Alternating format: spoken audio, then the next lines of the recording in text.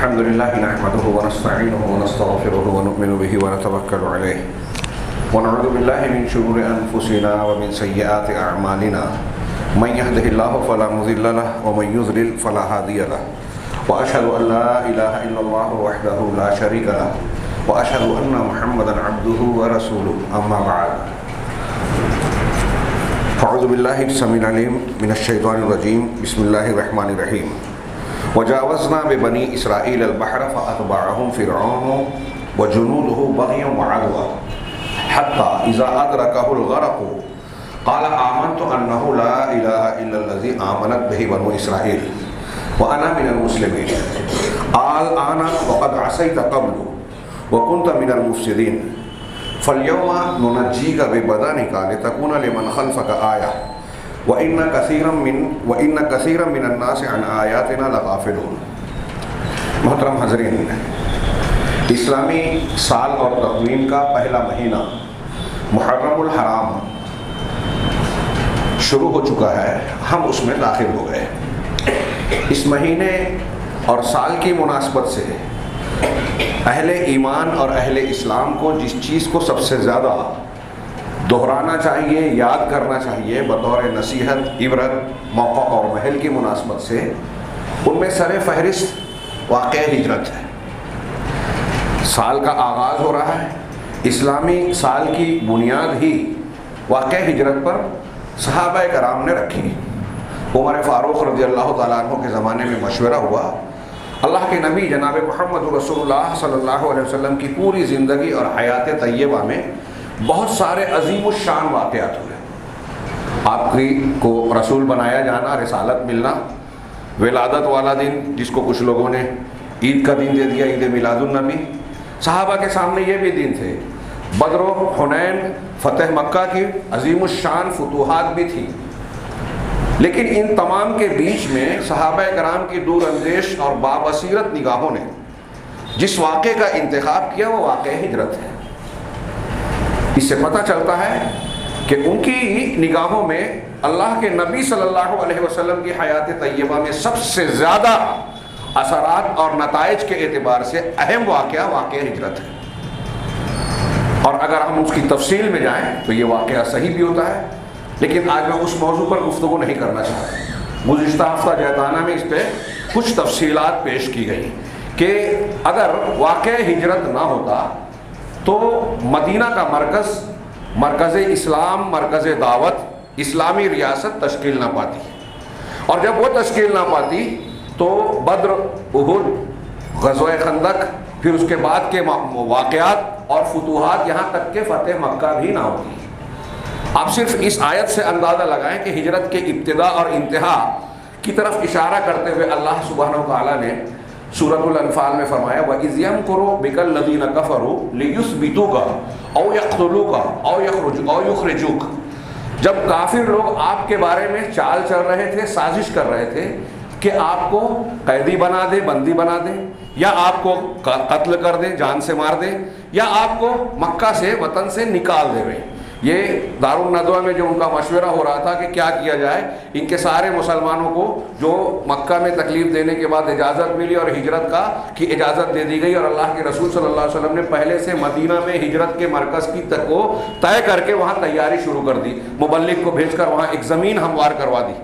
اب آخر میں آپ بچے ہیں چند مسلمان، اور کفار مکہ نے آپس میں طے کرنا شروع کیا. تو یہ ان کے مشورے کا ذکر کیا اللہ تعالیٰ نے قرآن میں کہ وہ چاہتے تھے کہ آپ کو بندی بنا لے، یا قتل کر دے، یا جلا وطن کر دے. وَيَمْكُرُونَ وَيَمْكُرُ اللَّهُ. وہ مکر کر رہے تھے اور اللہ بھی اپنا داؤ چل رہا تھا، ان کے جواب دے رہا تھا. وَاللَّهُ خَيْرُ الْمَاكِرِينَ. اہل علم نے لکھا کہ اللہ تبارک و تعالیٰ کا ان کے مکر کا جواب کتنا عظیم الشان ہے. اندازہ لگائیں کہ جو لوگ مکہ میں آپ کو قتل کا پروگرام بنا رہے ہیں، پھر آپ کے چلے جانے کے بعد دونوں ابو بکر صدیق اور آپ رسول اللہ صلی اللہ علیہ وسلم کے لیے 100 اونٹوں کے انعام کا اعلان کر رہے ہیں اور آپ کو خفیہ طور سے جانے پر مجبور کیا، وہی لوگ صرف 7 سال کی چھوٹی سی مدت کے بعد نبی کریم صلی اللہ علیہ وسلم 10,000 کا لشکر لے کر مکہ پر فتح کرتے ہوئے آ رہے ہیں، فاتحانہ داخل ہو رہے ہیں. اور ان میں سے جو سرداران ہیں کچھ تو بھاگ گئے اور کچھ مجرمین کی طرح آپ کے سامنے کھڑے ہیں.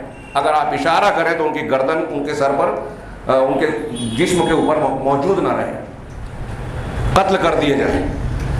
یہ اللہ کا مکر اور اللہ کا جواب ہے۔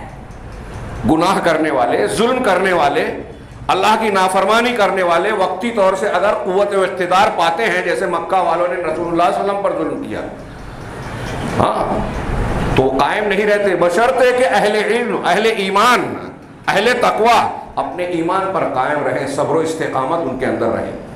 اللہ کی ہجرت کے اندر ایسے انتہائی اہم واقعات ہیں، اور یہ عنصر راز موجود ہے کہ مسلمانوں کو فتح کیسے ملے گی، کامیابی کامرانی کیسے ملے گی، ان کی دعوت کو فروغ کیسے ملے گا۔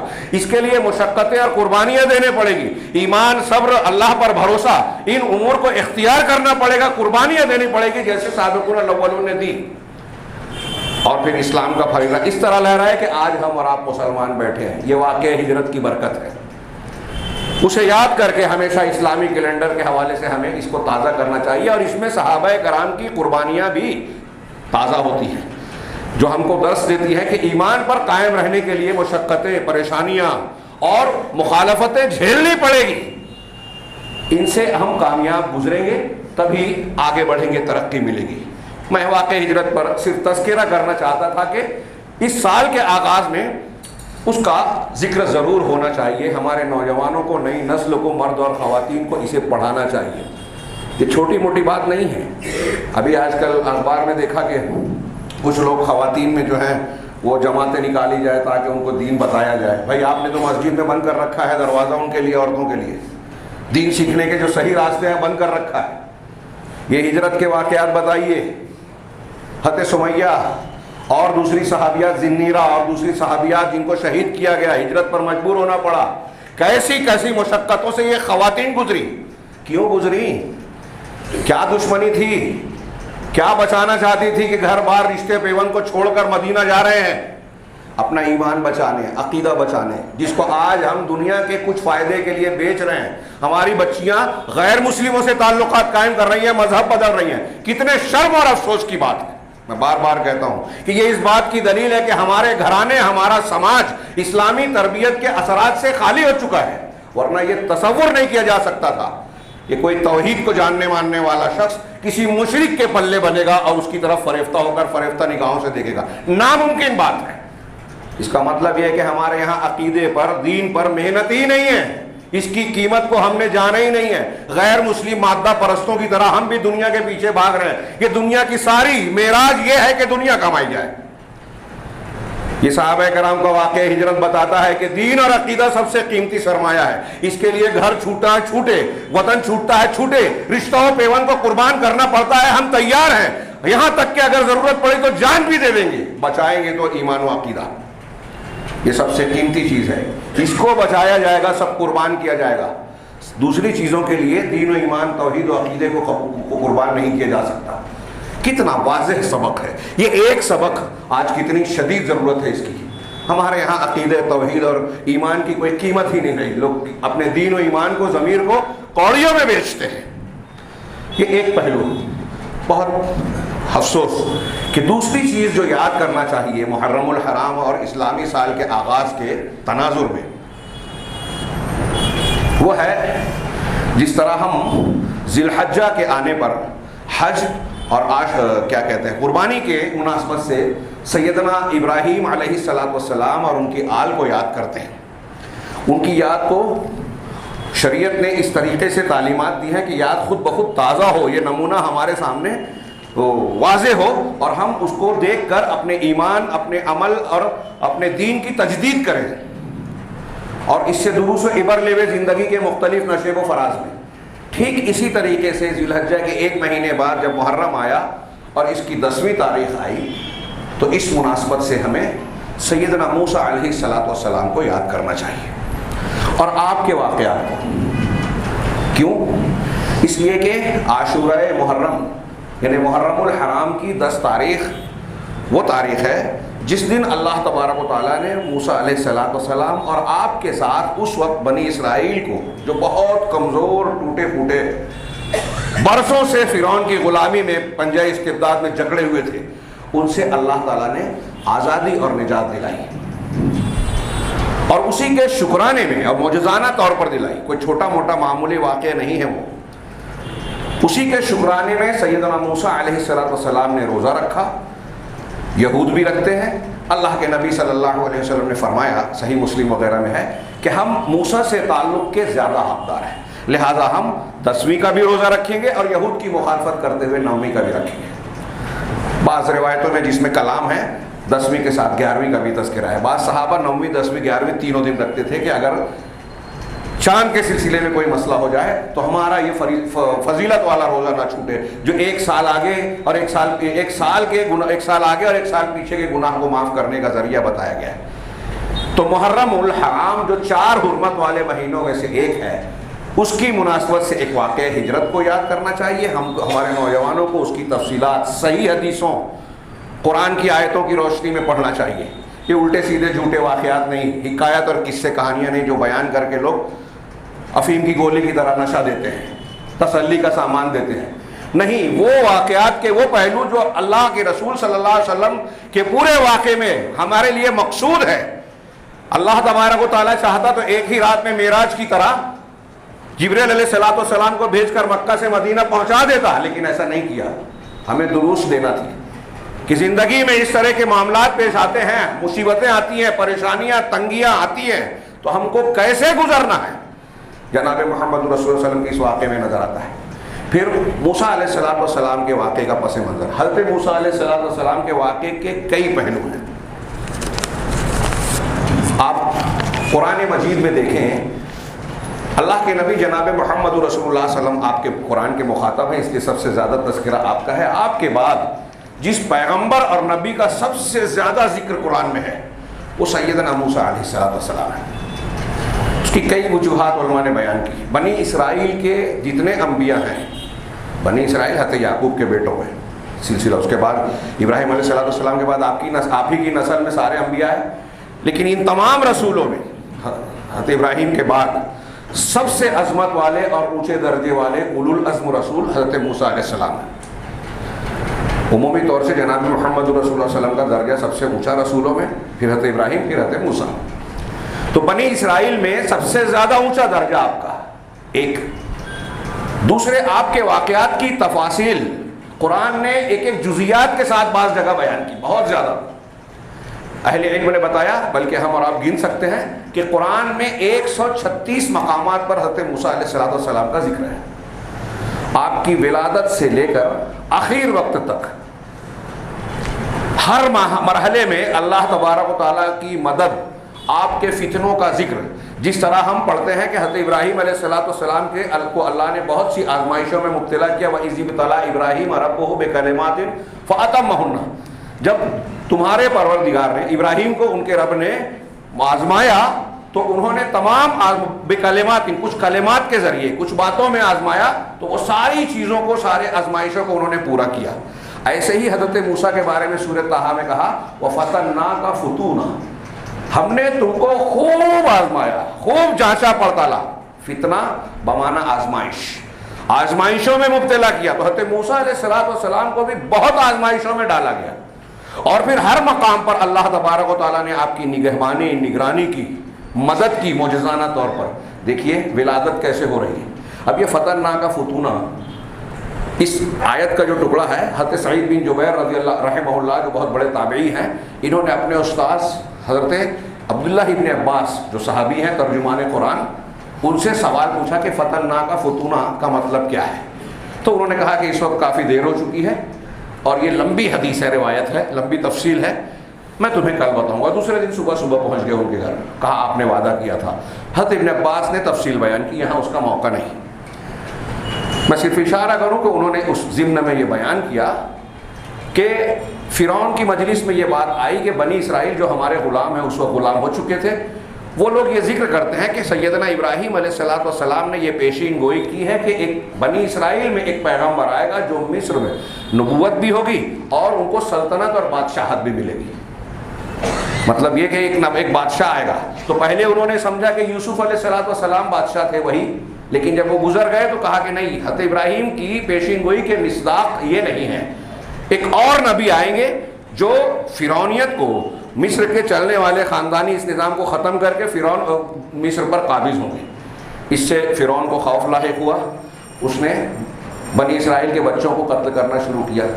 کچھ دنوں میں یہ ہوا کہ اگر یہ سارے بچے مرے، بوڑھے مر جاتے ہیں، جوان کو ہم مار دے رہے ہیں، تو پھر عورتیں بچیں گی، ہماری خدمت کون کرے گا؟ تو 1 سال مارا جائے، 1 سال قتل کیا جائے۔ حضرت موسیٰ علیہ السلام قتل کیے جانے والے سال میں پیدا ہوئے۔ بعض لوگوں نے خواب کی بات بھی کہی ہے، بعض مفسرین نے۔ یہ میں نے لمبی چوڑی روایت کو بہت اختصار سے اپنے الفاظ میں بیان کیا، حضرت ابن عباس کی روایت کو۔ بہرحال یہ قتل بچوں کا قتل شروع ہوا۔ اب حضرت موسیٰ علیہ السلام کی ولادت اسی حالات میں ہوتی ہے۔ ہاں، اللہ تعالیٰ نے وَأَوْحَيْنَا إِلَىٰ أُمِّ موسیٰ سورہ طٰہٰ میں فرمایا، اور دوسرے مقامات پر سورہ قصص میں، کہ ہم نے موسیٰ کی ماں کے دل میں بات ڈالی، الہام کیا۔ یہاں وحی بمعنی الہام ہے، ان کی طرف وحی کیا، ان ارضعیہ، کہ اپنے بچے کو یعنی موسیٰ علیہ السلام کو دودھ پلاؤ، دودھ پلاتی رہو۔ فَإِذَا خِفْتِ، جب خوف ہو، فَأَلْقِيهِ فِي الْيَمِّ، تو ان کو دریا میں ڈال دینا۔ دوسرے مقام پہ ہے کہ تابوت میں صندوق میں بند کر کے دریا میں ڈال دینا۔ دریا میں ڈالا۔ حضرت موسیٰ علیہ السلام کی وہاں آیتوں میں کئی دروس ہیں، ہم اس کا تذکرہ کریں تو بہت لمبی چوڑی تفصیل ہو جائے گی۔ بہرحال حضرت موسیٰ علیہ السلام کو دریا میں ڈالا گیا، پھر اللہ تعالیٰ نے وہیں پہنچایا جہاں جو دشمن تھا، جو بنی اسرائیل کے بچوں کو اس لیے قتل کر رہا تھا کہ یہ بچہ پیدا نہ ہو سکے۔ کتنی زبردست اللہ کی قدرت! اس میں سبق ہے کہ کائنات کا نظام لوگوں کے چلانے سے نہیں چلتا۔ ہم ڈر جاتے ہیں امریکہ کا، یورپ کا اور فلاں طاقتوں کا ہمارے خلاف یہ ایجنڈا ہے، منصوبہ ہے۔ صہیونیوں کے یہ ایجنڈے ہیں، ان کے پروٹوکولز یہ ہیں۔ ہو سکتا ہے ہو، لیکن ہمیں کبھی نہیں بھولنا چاہیے کہ کوئی کتنا بھی منصوبہ بنائے، اس کے کیسے بھی ناپاک ارادے ہوں، منصوبے ہوں، کامیاب اتنا ہی ہوگا جتنا اللہ چاہے گا۔ یہ کبھی نہیں بھولنا چاہیے۔ وہ بیماری اور وبا کا معاملہ ہو جیسے ابھی کورونا کا تھا، یا کسی کا خوف دہشت ہو دشمنوں کا، ہر حال میں ہمیں اس بات کا لحاظ یا ایمان اور یقین ہونا چاہیے۔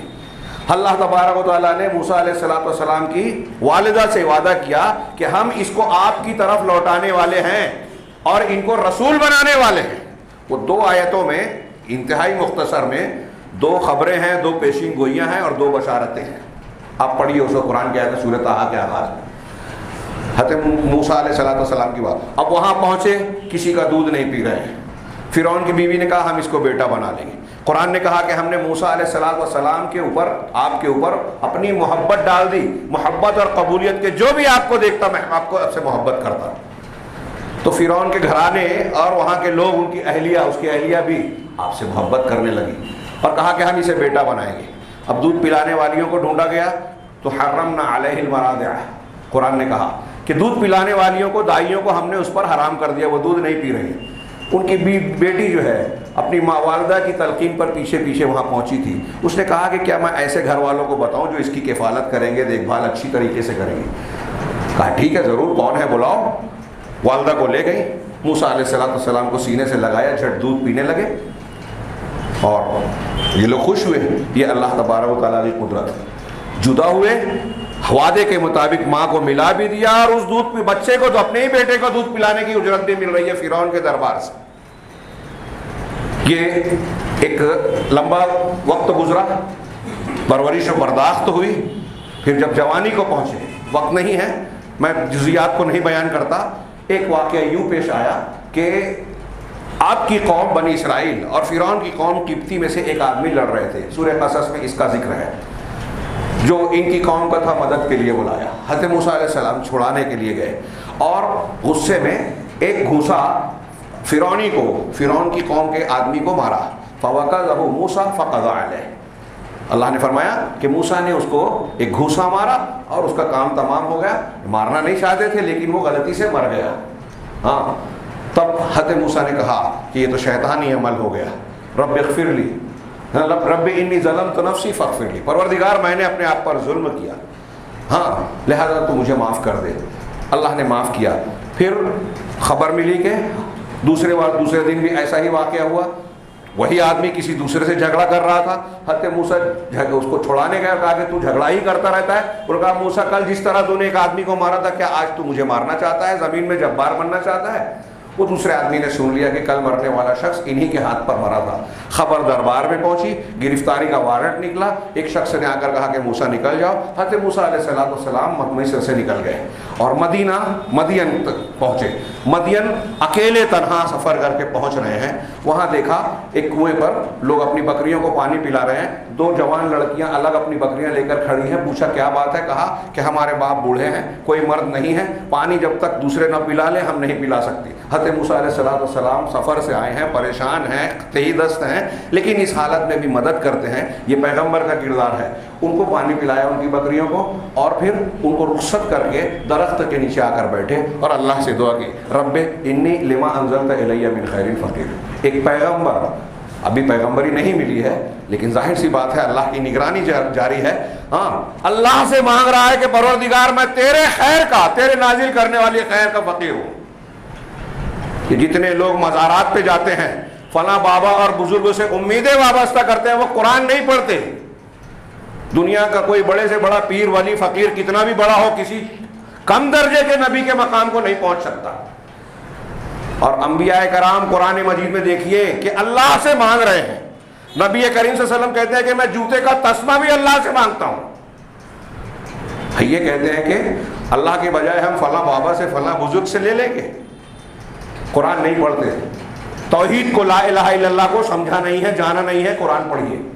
بہرحال کچھ دیر کے بعد انہی میں سے ایک بیٹی آتی ہے. کہا میرے ابا جان بلا رہے ہیں تاکہ آپ نے جو ہمارے جانوروں کو پانی پلایا ہے اس کا بدلہ تم کو آپ کو چکا دیں. لیجزیک اجر ما سقیت لنا. حضرت موسیٰ علیہ السلام ان کے ساتھ ان کے گھر پہنچے. اس میں جو تفصیلات ہیں اس میں بھی آپ کے اعلیٰ کردار کا نمونہ ہے. ہاں, وہ بچی بھی جو ہے شرم و حیا کے ساتھ آئی جیسا کہ قرآن نے بیان کیا. جانے کے وقت مفسرین کہتے ہیں موسیٰ آگے آگے چل رہے تھے تاکہ اس پر نظر نہ پڑے. بہرحال وہاں گئے. وہ جو مدین کے جو ان کے والد تھے, ہمارے یہاں مشہور ہے کہ وہ حضرت شعیب علیہ السلام تھے, لیکن تحقیق یہ ہے کہ وہ حضرت شعیب نہیں تھے. 400 سے زیادہ سال کا فاصلہ ہے دونوں میں. ابھی حضرت شعیب پر میرے خطبے جاری تھے, اس میں نے بعض دلیلیں پیش کی کہ بعض علماء نے کچھ دلیلوں کی بنیاد پہ کہا کہ وہ حضرت شعیب نہیں ہو سکتے. علامہ سعدی کہتے ہیں کہ اگر وہ پیغمبر تھے اور ان کے ماننے والے بچے تھے اور پھر ان کی نسل سے لوگ تھے, تو یہ کیسے ممکن ہے کہ پیغمبر کی بیٹیاں انتظار میں ہوں اور ان کے قوم کے لوگ جو ہے اپنی بکریوں کو پانی پلائیں؟ ایسا نہیں ہو سکتا. یہ ایک دلیل دی, اور بھی دلیلیں دی. بہرحال وہاں ان میں سے ایک سے شادی ہوئی اور مہر یہ تھا کہ 8 یا 10 سال بکریاں چرائیں, وہاں رہیں. انہوں نے 10 سال کی مدت پوری کی. اب واپس لوٹنے لگے تو طور پر روشنی دیکھ کر پہنچتے ہیں. حضرت موسیٰ علیہ السلام روشنی اور رہنمائی حاصل کرنے قرآن نے بار بار ذکر کیا. وہاں آپ کو نبوت ملی. ہم واقعہ جانتے ہیں, اللہ تبارک و تعالیٰ نے کلام فرمایا, آپ کو نبوت سے نوازا, آپ کو نشانیاں دی. ہاں, ایک عصا, ہاں یہ لاٹھی جو حضرت موسیٰ علیہ السلام کی ہاتھوں میں تھی, وما تلک بیمینک یا موسیٰ, ہاں اسے پھینکا تو اژدہا بن گیا. اول حضرت موسیٰ علیہ السلام بھی ڈر گئے. اللہ نے کہا کہ ڈرو نہیں, یہ تمہارے لیے اللہ کی طرف سے نشانی ہے. اور اپنے ہاتھ کو اپنے دامن میں بغل میں ڈالیں. نکالا تو ان کی ہتھیلی جو ہے انتہائی روشن, بیضاء من غیر سوء, چمکدار, بغیر کسی تکلیف اذیت کے, جس میں کوئی خرابی بیماری ہو اس کے بغیر روشن چمکدار. یہ اللہ تعالیٰ نے 2 عظیم نشانیاں بطور معجزہ اور نشانی حضرت موسیٰ علیہ السلام کو دی. یہاں میں پھر سے دہراؤں بات جو شروع میں کہنی تھی کہ اتنی مرتبہ اتنی تفصیل سے حضرت موسیٰ کے واقعات کو جو قرآن نے بیان کیا, کیوں؟ اہل علم نے کہا تاکہ اللہ یہ چاہتا ہے کہ ہم ان پر غور و فکر کریں. اس کی ہمیں ضرورت ہے, اس میں ہمارے لیے فائدے ہیں. حضرت موسیٰ علیہ السلام جن مشقتوں, پریشانیوں, اونچ نیچ, نشیب و فراز سے گزرے, اس میں ہمارے لیے اسباق اور دروس ہیں. ان کی قوم کے رویے میں, نبی اور پیغمبر کے رویے میں, ان کے نشیب و فراز کے معاملات میں ہمارے لیے ہماری اپنی زندگیوں کی رہنمائی کے عناصر موجود ہیں. پریشانیوں میں کس طرح گزریں, کس طرح معاملات اختیار کریں, یہ ہمارے لیے دروس ہیں. حضرت موسیٰ علیہ السلام کیسی پریشانیوں سے گزر رہے ہیں, اور پھر اچانک آپ کو کائنات کا سب سے اونچا تمغہ, سب سے اعلیٰ مقام, نبوت و رسالت مل رہی ہے. اور اللہ تبارک و تعالیٰ نے آپ کو جب بتایا کہ میں اللہ ہوں, انی انا اللہ, میں اللہ ہی ہوں, ہاں, اور میں نے تجھ کو رسول بنایا اور بنی اسرائیل کی طرف بھیج رہا ہوں. اس کے بعد حضرت موسیٰ نے کہا کہ میں اپنے ساتھ اپنے بھائی ہارون کو بھی چاہتا ہوں۔ اہل علم نے کہا کہ دنیا میں کسی بھائی نے اپنے بھائی کے حق میں اتنا بڑا فائدہ نہیں پہنچایا، سبب نہیں بنا اتنے بڑے خیر کا جو موسیٰ علیہ السلام اپنے بھائی کے لیے بنے، ہارون علیہ السلام کے لیے۔ کیا مانگا اپنے بھائی کے لیے؟ نبوت مانگی، اور وجہ بھی بتائی۔ ہاں، ایک بتائی کہ میری زبان صاف نہیں ہے، جو دعا مانگی تھی نبوت ملنے کی ٹائم وقت، رب اشرح لی صدری ویسر لی امری واحلل عقدۃ من لسانی یفقہوا قولی، کہ پروردگار میرے سینے کو کھول دے، سمجھ عطا فرما۔ نبی دعا مانگ رہے ہیں، نبی علم حاصل کرنے کا شوق ہے۔ حضرت موسیٰ خضر کی طرف سفر کر کے جاتے ہیں بعد میں، ان کا ایک واقعہ الگ ہے۔ میرے سینے کو کھول دے، میرے معاملے کو آسان کر دے، وحلل عقدۃ من لسانی، میری زبان کی لکنت اور گرہ کو، بندھن کو کھول دے۔ اس کے سلسلے میں واقعہ بیان کیا جاتا ہے، یہی مفسرین حضرت ابن عباس وغیرہ کی روایت میں بھی ہے اور دوسرے لوگوں کی، کہ بچپن میں ایک امتحان لیتے ہوئے فرعون جب ناراض ہوا تو ان کی بیوی نے کہا کہ آگ اور کھجور رکھو، انگارے کا ٹکڑا، ہاں اگر یہ آگ کی طرف گیا تو اس کا مطلب یہ کہ یہ سمجھدار نہیں ہے۔ فرعون کی داڑھی نوچ لی تھی نا، سمجھدار نہیں ہے، بے وقوفی میں، کم عقلی میں، نادانی میں کر بیٹھا، اور اگر کھجور کی طرف گیا تو سمجھ لینا کہ دانا ہے۔ تو آپ آگ کی طرف گئے اور منہ پہ رکھ لیا، زبان جل گئی، لکنت آ گئی۔ تو ایک تو یہ بندھن تھا، لکنت، جب آپ نے دعا کی تو لکنت دور ہو گئی۔ لیکن اہل علم نے یہ بھی بیان کیا کہ بہت لمبے عرصے تک حضرت موسیٰ علیہ السلام مصر میں بنی اسرائیل میں رہنے کی بجائے اہل مدین کے بیچ رہے تھے۔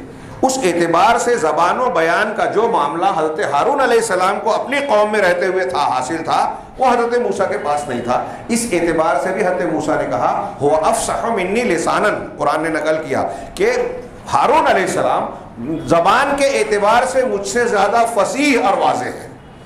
بہرحال ان کو بھی نبوت ملی، اور پھر اللہ تبارک و تعالیٰ نے ان سے کہا کہ جاؤ فرعون کو ڈراؤ اور ایسا ایسا بتاؤ۔ دونوں نے، یا حضرت موسیٰ علیہ السلام نے کہا کہ مجھے اس بات کا ڈر ہے کہ وہ ہم سے زیادتی کرے گا یا سرکشی کرے گا۔ یہ قرآن کی آیت کے، سورہ طٰہٰ کی آیت کا میں نے ترجمہ کیا۔ ہمیں اس بات کا ڈر ہے کہ وہ ہم سے زیادتی کرے گا، یفرط علینا او یطغی، یا سرکشی کرے گا ہمارے ساتھ۔ تو اللہ تبارک و تعالیٰ نے کہا کہ نہیں، تم جاؤ، ڈراؤ، نر بات کہو، اور تم ڈرو نہیں، اننی معکما اسمع و ارا۔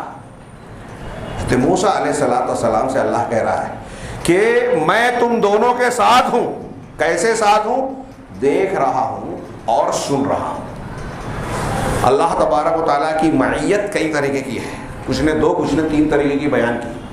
ایک وہ کہ علم کے اعتبار سے اللہ کائنات کی ہر، صرف انسانوں کے ساتھ نہیں، صرف مسلمانوں کے ساتھ نہیں، کافروں کے بھی ساتھ ہے، جانوروں کے بھی ساتھ ہے، کائنات کی ہر شے کے ساتھ ہے، ہر چیز اللہ کے علم میں ہے۔ یہ ایک معیت ہے، معیت علم۔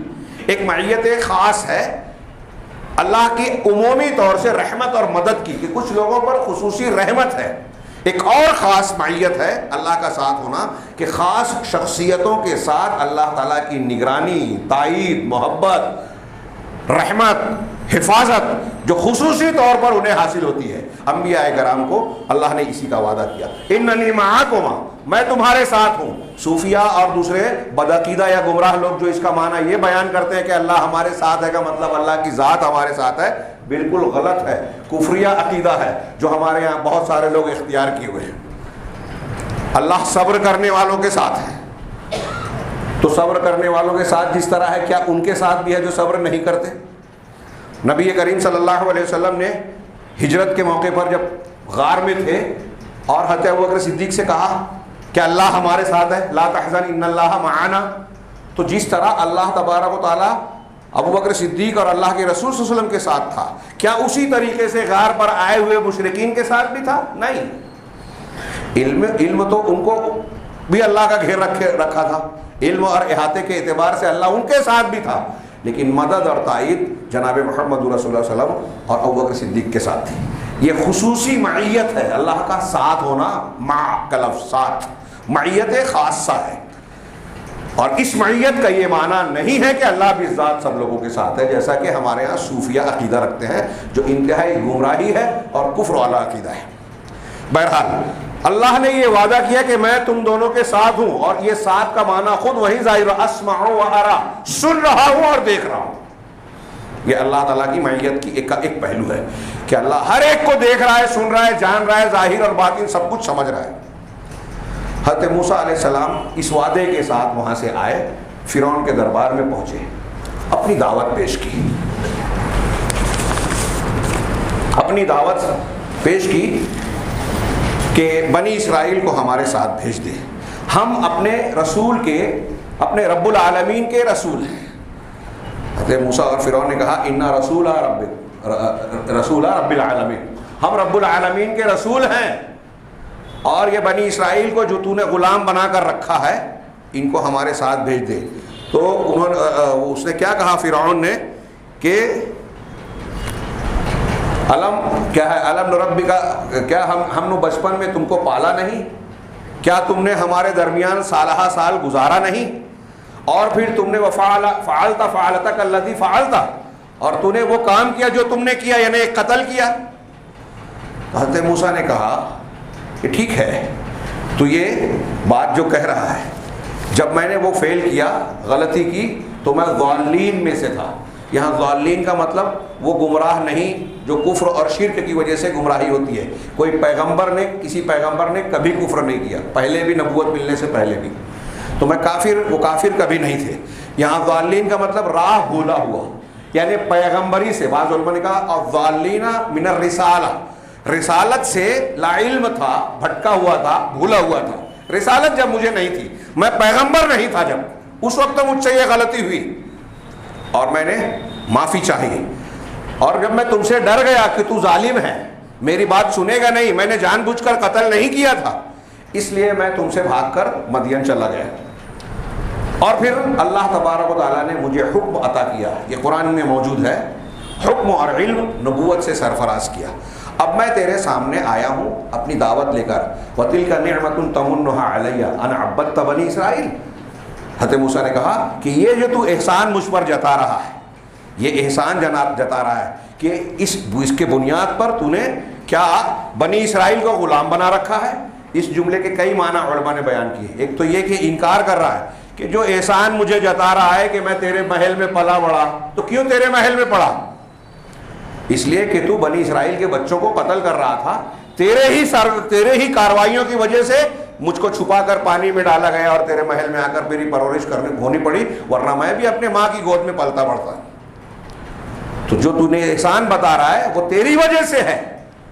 اور پھر اس احسان کا بنی اسرائیل کو غلام بنانے سے کیا تعلق؟ بعض علماء نے یہ معنی بھی بتایا کہ تو جو احسان بتا رہا ہے تو ٹھیک ہے، یہ اتنے احسانات اگر تو بتا رہا ہے تو یہ بھی ایک بھلائی والا کام کر کے میری دعوت کو قبول کر لے، توحید کو مان لے، اور اپنے احسان کو تکمیل تک پہنچا کے میرے ساتھ ساتھ میری قوم کے لوگوں کو بھی آزاد کر دے جنہیں تو غلام بنا کر رکھا ہے۔ یہ معنی بھی بیان کیا۔ بہرحال پھر اس نے سوال کیا وما رب العالمین، کہ رب العالمین کیا ہے؟ میں چاہتا تھا کہ یہ پوری دعوت، پھر جادوگروں سے مقابلہ، اور پھر آخر میں فرعون کا انجام آج ہی بیان ہو، لیکن گھڑی کی سوئی کافی آگے بڑھ چکی ہے اور اس واقعے کے بعض پہلو بہت ہی اہمیت کے حامل ہیں۔ ہاں، میں وقت بچانے کے لیے آیتوں کی بجائے اختصار کے طور پر کچھ واقعات کی طرف ہی صرف اشارہ کر رہا تھا۔ اگر موقع رہا اور اگر میں ہی رہا تو انشاءاللہ آئندہ ہفتہ اس واقعے کی تکمیل کریں گے، لیکن میں جیسا کہ عرض کر چکا ہوں کہ واقعہ ہم خطبہ جمعہ میں کچھ ہی حصہ پیش کر سکتے ہیں، سن اور سنا سکتے ہیں۔ ہمارے سامنے قرآن مجید کی تفصیلات ہیں، سورہ بقرہ، سورہ اعراف، سورہ طٰہٰ، سورہ قصص، یہ 4 صورتیں ایسی ہیں جن میں حضرت موسیٰ علیہ السلام کے ان واقعات کو کافی تفصیل سے بنی اسرائیل کے معاملات کے ساتھ بیان کیا گیا۔ اور بعض دوسری صورتوں میں، جیسے میں نے ابھی جو آیتیں پڑھی تھی، ابھی اس کا ترجمہ باقی ہے، سورہ یونس، سورہ شعراء اور دوسرے مقامات، جہاں فرعون کے انجام کا بھی تذکرہ کیا گیا ہے۔ اس میں ہمارے لیے خاص طور سے آج کے دور میں درس و عبرت کے بہت سامان ہیں۔ نبی کریم صلی اللہ علیہ وسلم کے لیے تسلی کا سامان بھی تھا کہ دیکھیے موسیٰ کو کیسے بھیجا گیا، ایک ایسے شخص کی طرف جو بنی اسرائیل اپنے زمانے کا سب سے زیادہ متکبر، سرکش اور ظالم قسم کا بادشاہ تھا۔ بلکہ بعض لوگ کہتے ہیں کہ پوری انسانی تاریخ میں، معلوم تاریخ میں، فرعون سے زیادہ سرکش آدمی پیدا نہیں ہوا، جس نے یہ دعویٰ کیا انا ربکم الاعلیٰ، میں رب اعلیٰ ہوں تمہارا، اور یہ دعویٰ کیا کہ ما لکم من الہ غیری، میرے علاوہ تمہارا کوئی معبود نہیں ہے، تم کسی اور کی عبادت نہیں کر سکتے۔ موسیٰ علیہ السلام سے بھی کہا۔ سب سے زیادہ سرکش، اور حضرت موسیٰ علیہ السلام کی جو ذمہ داری دی گئی صرف اتنی نہیں کہ اس تک توحید پہنچائے، اس کے ساتھ ساتھ جو ہر نبی کا کام ہوتا ہے، اس کے ساتھ ساتھ یہ کہ اس کے پنجۂ استبداد میں، ماتحتی میں جو بنی اسرائیل ہیں ان کو آزاد کرے۔ اس لیے ان کے لیے بہت بڑا چیلنج تھا۔